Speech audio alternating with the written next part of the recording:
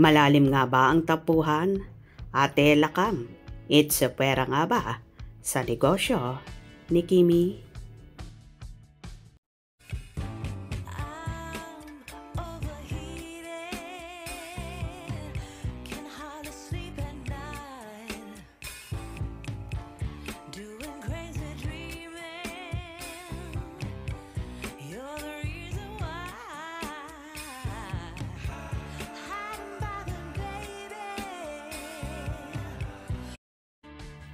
Isa-isang pinasalamatan ni Kim Chiu ang mga tao behind the success ng opening ng pop-up store niya para sa binebenta niya ng mga bag sa isang mall sa Cebu.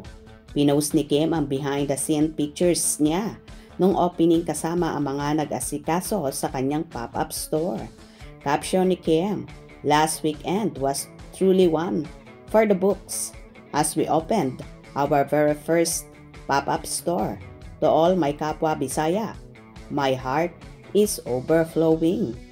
I still can't get over how this midnight what if turned into reality.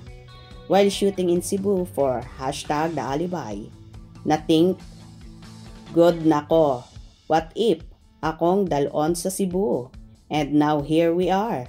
That tiny idea became something so beautiful. This wouldn't have been possible without the people who held my hand through everything. To CC at Twinkle Chu, Sir at Carlos Suarez, and at Alpha Charlie na may pa-surprise arrival pa. Akala ko sa Zoom lang. Takotob.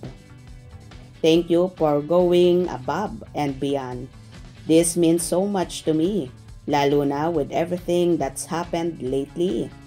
Katakataka na hindi nabanggit ni Kim ang eldest sister niya na si Lakam. Sa pagkakaalam ng marami, si Lakam ang punong abala sa lahat ng finances ni Kim.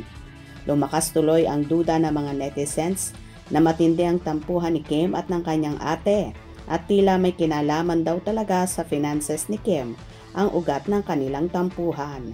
Marami naman ang naniniwala na magkakaayos. Sunes ang magkapatid lalo na't malapit na ang Kapaskuhan. Family is love, di ba?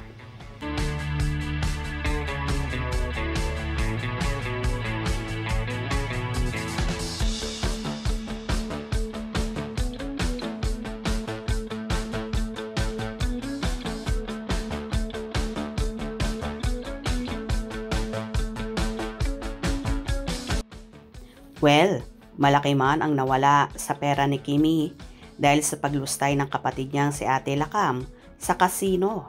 Heto naman at umaapaw ang sales ng bags ni Chinita Princess na tila unti-unti nangang nababawi ang mga nawala sa kanya. Mabait kasi talaga si Kim kaya pinagpapala. Kahit may tampuhan silang magkapatid, hindi siya nagsasalita ng ikasasama at ikasasakit ng sisteret niya.